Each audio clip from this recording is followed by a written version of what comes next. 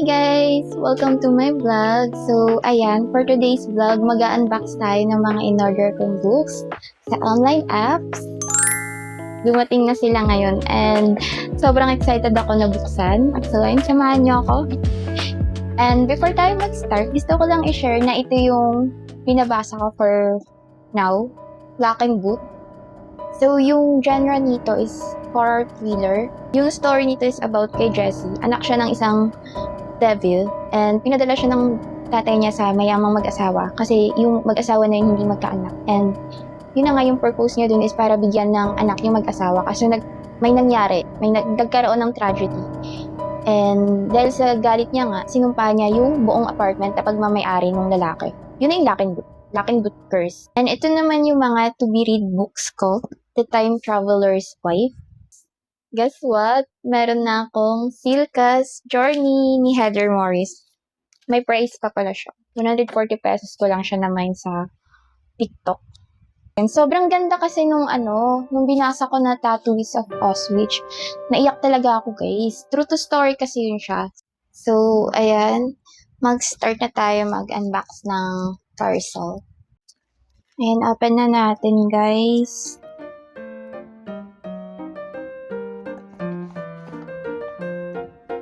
Tadan! Ay. Ang ganda niya, guys. Ang linis. So cute. Look, may bago akong books.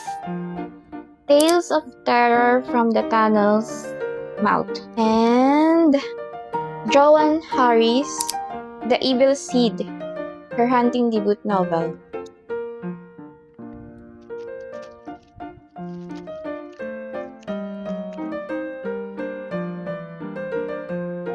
Diba nga, sabi ko sa inyo, nagustuhan ko yung story ng about sa Auschwitz, yung Holocaust.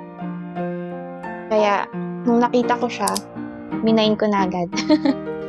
The Daughter of Auschwitz. And may mga picture pala siya, guys. Ganda. Ayan mo. Grabe, no? Siya yung pinakabatang survivor daw sa Auschwitz, sa Holocaust. And ito.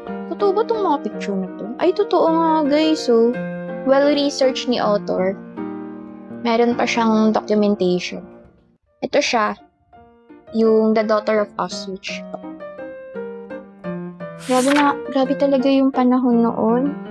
Napakaswerte natin na hindi tayo pinanganak ng gera.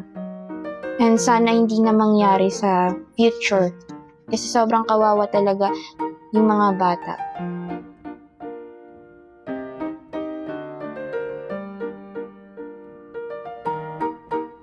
Ayan, I'm so excited.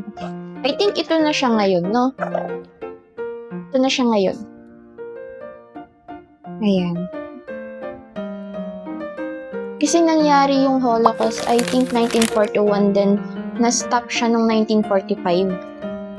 And we have here Mel Sherratt, Hush Hush. Hindi ko kasi talaga ito gusto kunin.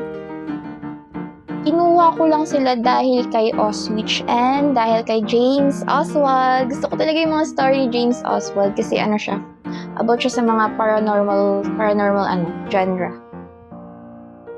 And nagmamadali kasi yung seller. So, ayun. Sabi niya, ipapamay niya daw sa iba pag hindi pa daw ako nakahanap ng isa pa. So, wala akong choice. Kaya ito na lang. Okay lang naman. Mahilig naman ako magbasa ng book. Sana maganda siya. Hush Hush. Ni Mel Sherratt. So, ayun. Ito nga pala yung James Oswald. Yung isa. Ganda, guys. Excited na ako magbasa. Lagyan natin sa gilid.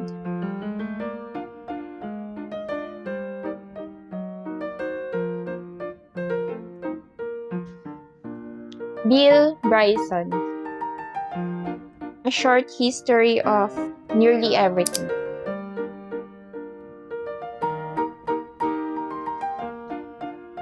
Is Bill Bryson. Last but not the least, The Secret Rose ni Nicola Karnik.